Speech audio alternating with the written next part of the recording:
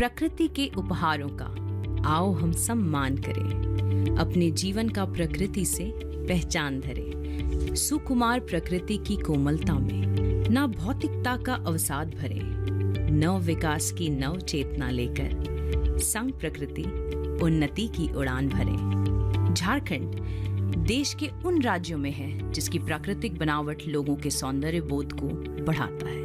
यहाँ की सांस्कृतिक और आध्यात्मिक ज्ञान जीवन के दर्शन को बयां करता है।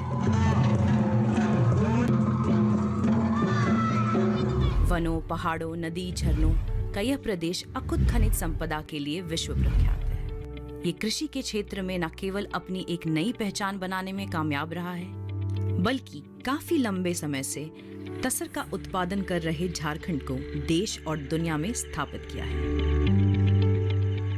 चूंकि झारखंड वनों की भूमि है, इसलिए यहाँ रेशम कीट पालन के लिए अनुकूल वातावरण और व्यवस्था भी मौजूद है। यही कारण है कि तसर उत्पादन में झारखंड देश में पहला और विश्व में दूसरे स्थान पे आता है। तुम्हारी बातों से लग रहा है कि तुम तसर के बारे में जानकारी देने वाली हो। बिल्कुल सही। कहीं तुम सारंडा वन की बात तो नहीं कर रही हो?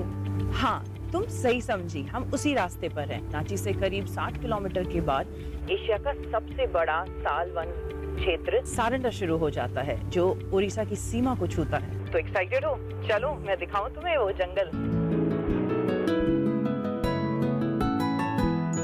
रांची से जब हम सारंडा की ओर बढ़ते हैं तो हमें रास्ते में मिलता है खूंटी। यह एक ऐतिहासिक जिला है। इसी जिले के उलिहातू गांव में झारखंड के वीर सपूत बिरसा मुंडा का जन्म हुआ था, जिन्होंने आजादी की लड़ाई में अंग्रेजों को नाको चने चबा दिया था। बिरसा एक क्रांतिवीर के साथ साथ समाज सुधारक भी थे।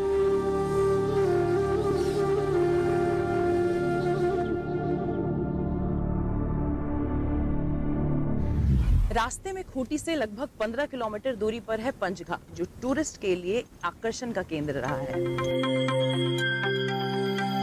लो, अब हम आ गए हैं पंचघाट, यानी 5 छोटे छोटे झरनों का समूह। बात ऐसी है पूजा कि झारखंड की बात हो और झरने ना दिखे तो सब कुछ मानो अधूरा सा लगता है।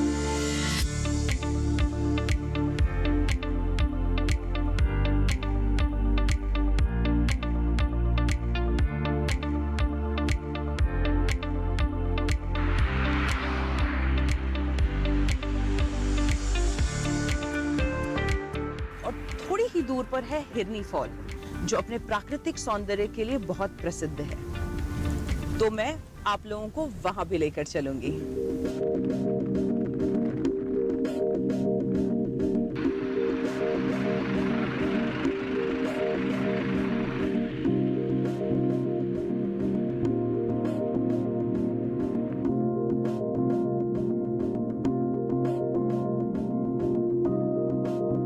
हम सारंडा के घने वन क्षेत्र में प्रवेश कर चुके हैं और यह क्षेत्र जल संपदा कहें या वन संपदा, दोनों में ही परिपूर्ण है। पर एक वक्त था यहाँ के जंगल अशांति का प्रतीक हुआ करते थे। विकास यहाँ से कोसों दूर था, पर कहते हैं ना, वक्त बदलते देर नहीं लगती। ठीक जिस तरीके से इस जल ने हार नहीं मानी, उसी तरीके से यहाँ के लोगों ने भी हार नहीं मानी। अब जल को देख सकते हैं कि निरंतरता के साथ वह धरती पर बह रही है। ठीक उसी तरीके से तसर उत्पादन के माध्यम से विकास यहाँ पे धरातल तक आया, लोगों के घरों में दस्तक दे रहा है और आज वो खुद अपनी जुबान से अपनी विकास की कहानी बयां करेंगे। तो आइए मुलाकात करते हैं उनसे।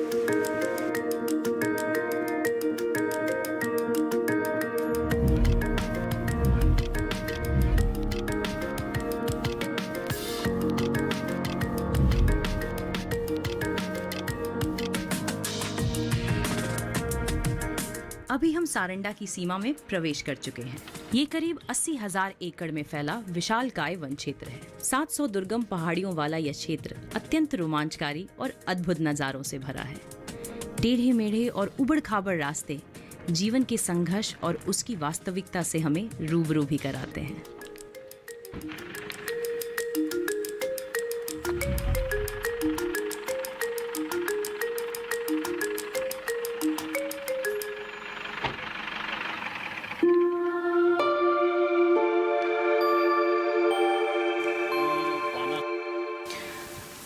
हम पहुंच चुके हैं चक्रधरपुर के बनसाई गांव में और मेरे साथ हैं भोलानाथ महतो और नीलमोहन महतो जी, और ये यहाँ के स्थानीय सिल्क रिसर्च सेंटर के साथ काम करते हैं और यहाँ के लोगों के साथ उनका सीधा संपर्क है। तो मुझे ये गांव के अंदर लेकर जाएंगे और सारे ग्रामीणों से मिलाएंगे जो तसर सिल्क में काम कर रहे हैं और कैसे उनकी ज़िंदगी में परिवर्तन आया है, हम उनसे बात करके जानेंगे।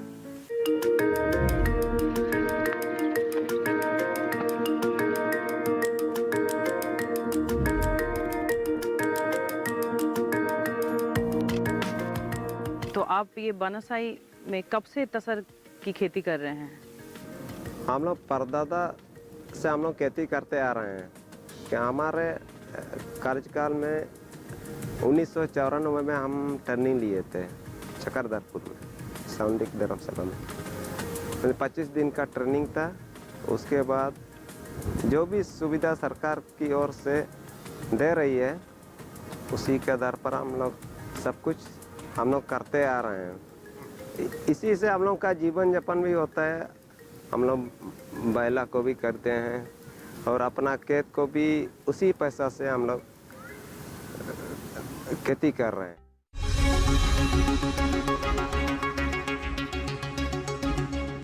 जानेंगे क्या है किसानों का हाल। हम पहुंचेंगे आपके गांव। मिलेगा सरकारी योजनाओं का ज्ञान।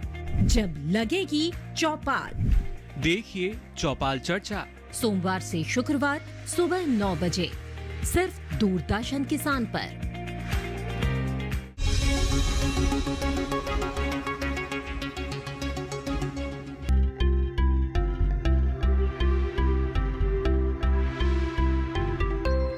साल के इन्हीं वृक्षों पर तसर कीटों का पालन यहाँ के आदिवासी वर्षों से करते आ रहे हैं, जिसे सेरिकल्चर कहते हैं। रेशम उत्पादन कृषि आधारित कुटीर उद्योग है जो हजारों वर्षों से भारतीय संस्कृति में रचा बसा है। आज यहाँ के लोग तसर का उत्पादन कर अपने जीवन को बेहतर बना रहे हैं और यहाँ सिल्क उद्योग को बढ़ावा देने के लिए सरकार की ओर से भी काफी प्रयास किए जा रहे हैं। तो आप तसर की खेती में कब से आप कर रहे हैं यहाँ पे खेती? तसर की खेती हम लोग पूर्वज से खेती करके आ रहे हैं। पहले तो ये साइंटिफिक जमाना से तो नहीं हो रहा था कि अभी तो ये साइंटिफिक जमाना हो गया। साइंटिफिक जमाना में थोड़ा बहुत बदलाव आ गया और ये बच्चा लोगों को ये प्राइवेट स्कूल में पढ़ाई करा रहे हैं और बच्चे लोगों का भी ये पढ़ाई मजबूत से हो रहा है।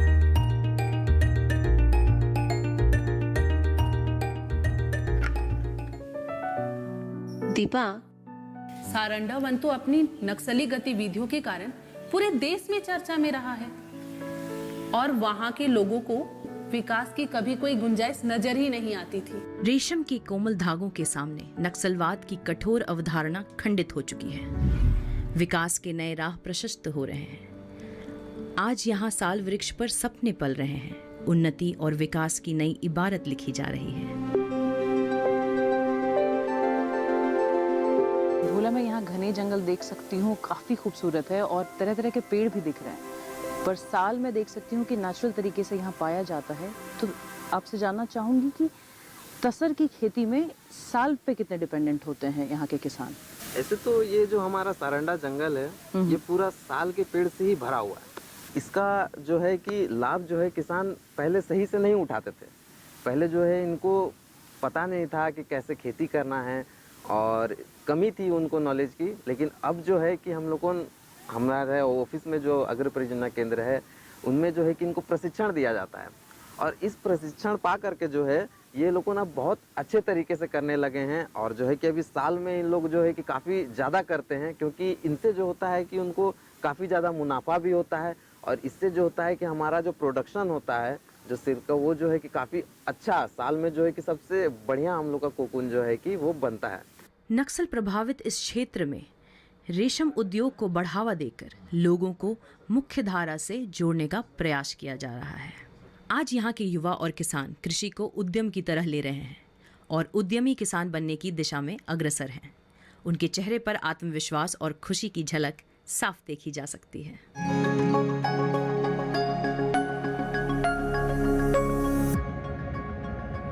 तसर के उत्पादन और यहाँ के सिल्क को पहचान दिलाने में तसर अनुसंधान व प्रशिक्षण संस्थान का महत्वपूर्ण योगदान रहा है। यह राष्ट्रीय सेवा संस्थान के रूप में तसर के विकास के लिए लगातार काम करता चला आ रहा है।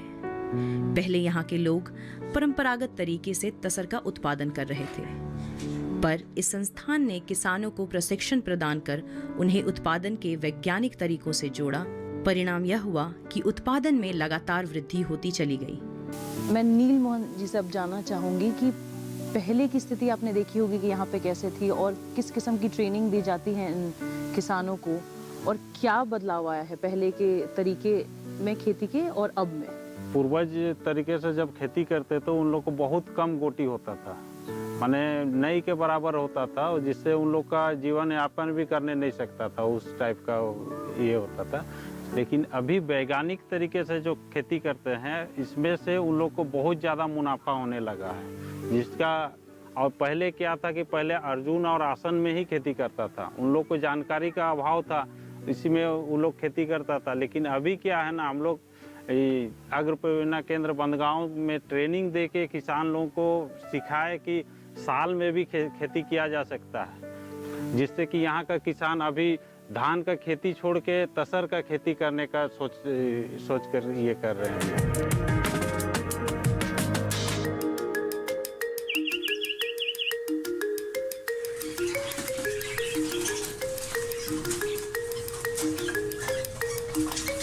हमें सारंडा के वन क्षेत्र में आप चारों तरफ घने जंगल देख सकते हैं और साल के वृक्ष इस जंगल के नज़ारे को और भी अद्भुत बना देते हैं। ये वही वृक्ष हैं जिन वृक्ष पर यहाँ के लोगों के सपने पल रहे हैं, कुकून के रूप में, और यही कुकून उनको विकास के रास्ते पर लेकर जा रहा है। तो इस विकास की कहानी में आइए हम और आप बनते हैं उनके सहगामी।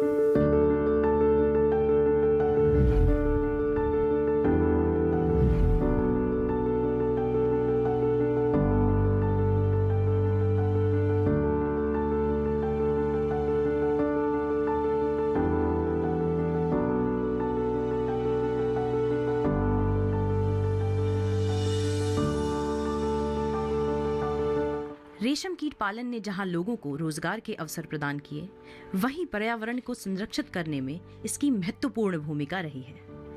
रेशम कीट का पालन पेड़ पौधों पर होने की वजह से वनों की कटाई रुक गई है। वहीं लोगों के द्वारा पौधे रोपण भी बड़े पैमाने पर किया जा रहा है। हम हैं सारंडा के घने वन क्षेत्र में और चारों तरफ आप देख सकते हैं साल के वृक्ष हैं और इन्हीं वृक्ष पर होता है कुकून, जो यहाँ के लोगों के लिए वरदान साबित हो रहा है। एक वक्त था जब यह पूरा क्षेत्र नक्सलवाद क्षेत्र हुआ करता था और काफ़ी अशांति के लिए जाना जाता था, पर आज तसर की खेती से लाखों महिलाएं और पुरुष रेशम के धागों से अपना भविष्य लिख रहे हैं।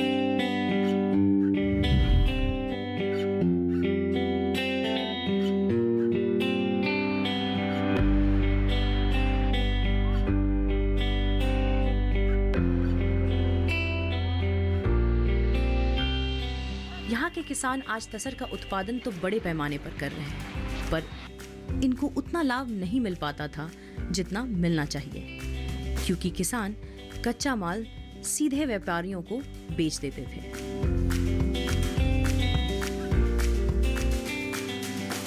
सारंडा के घने जंगलों से निकलकर अब हम आ चुके हैं बाजार में। आप देख सकते हैं ये है मंगला हाट। यहाँ पर आप सरकारी स्टॉल देख सकते हैं और इसका मुख्य उद्देश्य है कुकून उत्पादकों को ज़्यादा से ज़्यादा मुनाफा देने का और यहाँ के दलालों के चंगुल से बचाने का।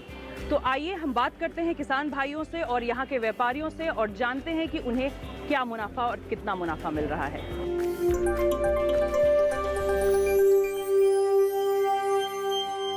अच्छा दीदी, आप यहाँ कब से कोश बेच रही हैं? हो गया 5-6 साल। और यहीं पे क्यों बेच रही हैं? ये सरकारी स्टॉल है तो आप सरकारी स्टॉल में ही बेच रही हैं। अगर अलग से बेचेगा तो वहाँ ज़्यादा आपको मुनाफा होता है कि यहाँ पे ज़्यादा फायदा हो रहा है? व्यापारी सब ले जाता है, कमती जैसे तैसे पैसा दे देता है, कहीं ज़्यादा दे देता है, कहीं कम दे देता है। और ठका देता है, बोलता है इतना दिए उतना दिए, लेकिन घटे कमती रहता है, कभी ये होता है। और पैसा हम घर में हिसाब करते हैं तो कभी कम रहता है, और जितना मेरा कोकून रहता है उतना पैसा नहीं रहता है। अच्छा, तो यहीं पे आपको फ़ायदा ज़्यादा हो रहा है। और वो सब कमती रेट से लेता है, ज़्यादा रेट नहीं देता है। बाजार में बेचने ऐसे खुले में और सरकारी में क्या फ़र्क पड़ जाता है आपको? व्यापारी को तारा दो कम गोनंग तक कोई दिखवा इंदो आइन तसर ऑफिस विभाग रे यार दो पूरे तक सही रेट रगे नमे तना पैसा अच्छा को कोन दो ये रे सही रेट रे को मन तना। तो यानी कि सरकारी यहाँ पे आपको फ़ायदा मिल रहा है ना? और इससे जो फ़ायदा आपको मिल रहा है, इतने पैसे अब बन रहे हैं, तो उसका आप अपनी ज़िंदगी में कैसे इस्तेमाल करती हैं? कहाँ पे? इना इनके कहते हैं होन कोई पढ़ाई रे को तना इनते गाना वारिया परिवार इन चलाए तना।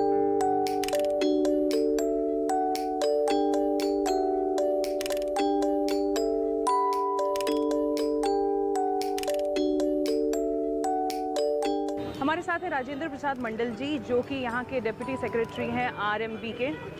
तो आइए उनसे बात करते हैं कि आखिर यहाँ कैसे वो ऑपरेट कर रहे हैं और कैसे किसानों की मदद कर रहे हैं। तो आप ये बताइए कि आपके सारे ये जो ऑपरेशंस हैं कैसे ऑपरेट करते हैं, कैसे मुआयना करते हैं कि किसानों को ज़्यादा से ज़्यादा मुनाफा मिल सके? एक्चुअली है क्या कि तसर प्रोड्यूसिंग स्टेट है, ये 1972 में ओपनिंग हुआ था। इसके पहले जो था यहाँ का किसान उत्पादन करता था, तो इसके बाद आरएमबी कच्चा माल बैंक नहीं रहने पर किसान व्यापारी को बिक्री करता था। व्यापारी जो है वो उचित मूल्य नहीं देता था, इसलिए यहाँ का भारत सरकार सोचा कि भाई कि हम किसान इतना मेहनत करता है, उसको बेनिफिट करने के लिए हम एक कच्चा माल बैंक की स्थापना करते हैं। किसान को मोटिवेट करते हैं कि भाई कि इसका कीमत एक्चुअल कीमत है 3 रुपया 20 पैसा। यदि 3 रुपया 20 पैसा से कोई अधिक देता है तो आप उसको सेल कर दीजिए, और 3 रुपया 20 पैसा कम देता है तब हमको दीजिए, क्या कि हम उसका एक्चुअल कीमत देंगे हम 3 रुपया 20 पैसा। यदि 3 रुपया 20 पैसा से 3 रुपया 25 पैसा देता है तो 5 पैसा हम लोगों के चलते आपको बेनिफिट हो रहा है, और इसी के चलते किसान को भी बेनिफिट होता है। और उसके तहत मान लीजिए जहाँ कोई किसान हम रेट नहीं दे रहा है तो हम लोग आकर के हम लोग दे देते हैं।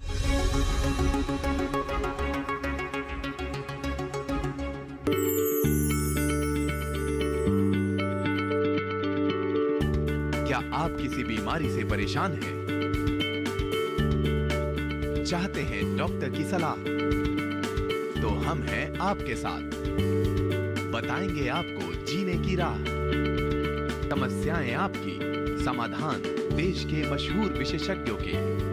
घर बैठे बात करें देश के जाने माने डॉक्टरों से। हमारे लाइव प्रोग्राम स्वस्थ किसान में हर शनिवार शाम 6 बजे से 7 बजे तक।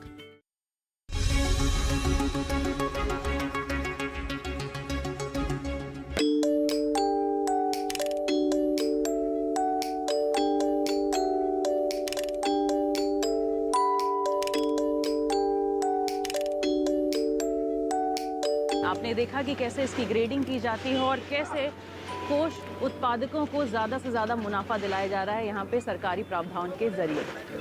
तो अब यहाँ से इस कोकून से रेशम के धागे कैसे निकाले जाते हैं और उन किसानों को कैसे फ़ायदा मिल रहा है और उनके लिए सरकारी कौन सी योजनाएं हैं, ये हम जानेंगे अब आगे। तो चलिए मैं आपको लेकर चलती हूँ वहाँ और जानती हूँ उनके जीवन में हो रहे बदलाव को।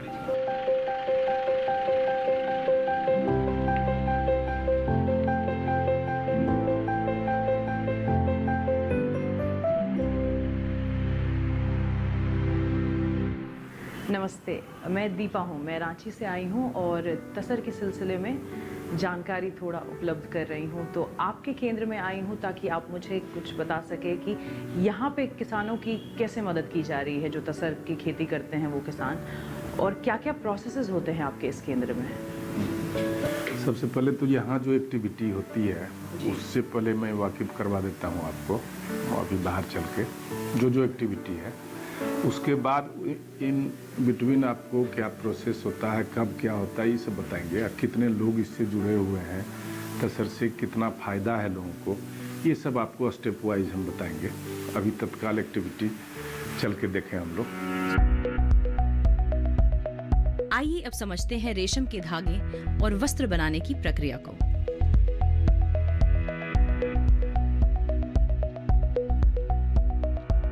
ये हम लोगों का बीजागार, इसको कहते हैं बीजागार गृह। हर एक बीजागार गृह में 1-1 लाख ककून है टंगा हुआ। 4 बीजागार है हमारे यहाँ, 4 लाख ककून है।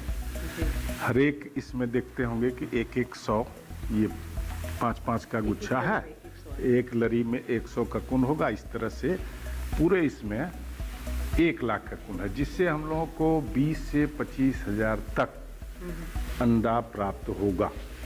इस अंडे को हमको रेशम दूतों के बीच बांटना है। रेशम दूत होते हैं जो कृषक समूह के ग्रुप के लीडर, वो होते हैं रेशम। जैसे आप यहाँ पे आपने स्टोरेज बना रखा है तो आपके पास तमाम सुविधाएं हैं। यही रेशम दूत जब इस तरह का क्रॉप लेंगे, बीज से फिर इस तरह का ककून बनाएंगे, तो वो जो टेन्योर होता है बीजागार का 20 से 25 दिन का, वो अपने यहाँ करते हैं। इस स्टोरेज में मैं जैसे ही मैंने एंटर किया तो मुझे लगा कि थोड़ा सा टेम्परेचर भी यहाँ कंपैरेटिवली बाहर के कम है, तो क्या आप एक नियंत्रित तापमान मेंटेन रखते हैं यहाँ पे? हाँ, नहीं, इसमें रखा जाता है। तापमान और आर्द्रता दोनों को मेंटेन किया जाता है।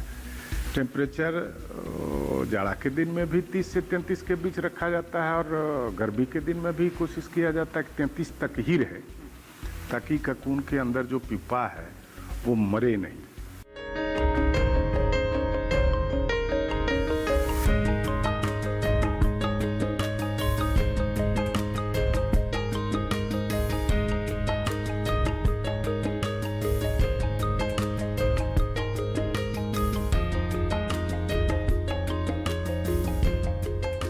ये सब जो निकलेगा, इसमें धागा जब काटा जाएगा तो मोटा धागा थोड़ा निकलेगा, इसलिए अंडी का चादर, शॉल, बंडी, कुर्ता मोटा वाला, यही सब बनता है इससे।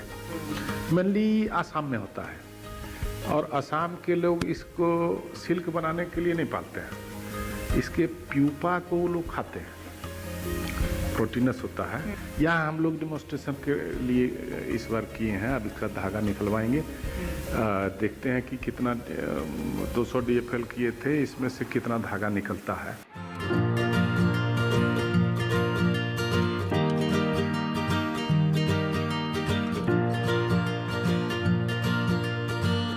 यहाँ सिर्फ रेशम कीट का पालन ही नहीं हो रहा, बल्कि इससे यहाँ धागे और वस्त्र भी तैयार किए जा रहे हैं, जिससे यहाँ के लोगों को अधिक से अधिक रोजगार मिल रहा है। झारखंड में वर्तमान समय में करीब 3000 मैट्रिक टन से ज्यादा रेशम का उत्पादन किया जा रहा है, और आज लाखों महिलाएं और पुरुष सिल्क के धागे से अपना भविष्य बुन रहे हैं। अब तक रेशम उद्योग ने झारखंड में 2.5 से 3 लाख परिवारों को रोजगार मुहैया कराया है, और इस उद्योग में सबसे प्रमुख भूमिका निभाती नजर आएंगी आपको महिलाएं। सूत निकालने से लेकर वस्त्र बनाने तक सबसे अधिक महिलाएं ही हैं। समाज में एक अलग पहचान दिलाई है इस उद्योग ने, महिलाओं को सशक्त बनाया है। तो आइए आज उनकी कहानी जानते हैं उन्हीं की जुबानी।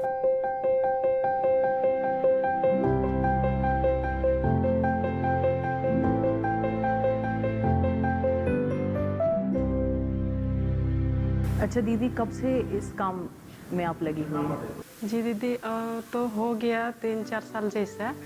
तो पहले जो काम करती थी और अभी रेशम के धागे निकालने का काम शुरू किया आपने, तो उसमें क्या फ़र्क हुआ है? आपको ज़्यादा फ़ायदा मिल रहा है या कैसे बदलाव आया है? इससे तो फ़ायदा थोड़ा बहुत होता ही है, और खेती बाड़ी के समय खेती बाड़ी भी करते हैं, और क्या बोलेंगे, खेती बाड़ी जब ख़त्म करते हैं तब धागा में लग जाते हैं। तो कब से जुड़ी हैं दीदी इस काम? हम तो 1 साल हो रहा मैडम ट्रेनिंग करके। पहले हम नहीं किए थे ट्रेनिंग, तो कटिया मशीन जब आया था ना तब हम ट्रेनिंग नहीं किए थे, लेकिन हम उसमें घर में अपने से सीख गए थे चलाने के लिए।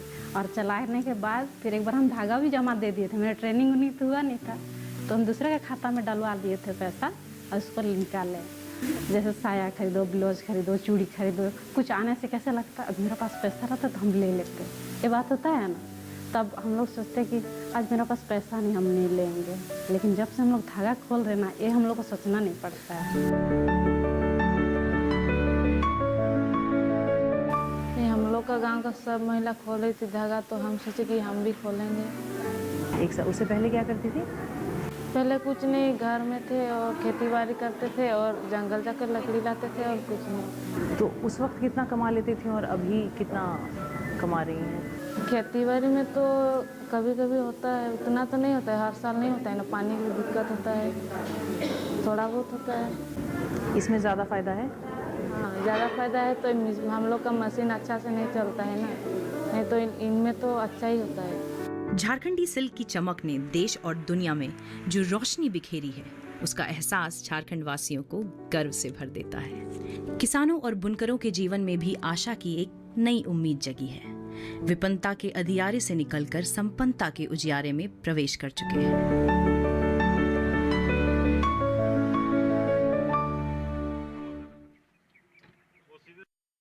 तो हमने देखा कि इस क्षेत्र में आसपास के इलाकों में तसर की खेती ही लोगों के लिए मुख्य व्यवसाय का जरिया रहा है।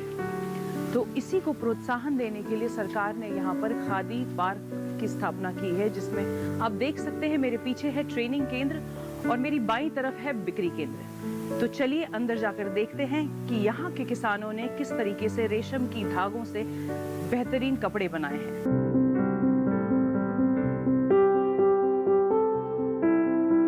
सारंडा की सिल्क पूरी तरह से ऑर्गेनिक सिल्क होता है, जिसकी मांग बाजार में काफी है। दुकानों में हर उम्र के लोगों के लिए परिधान उपलब्ध है।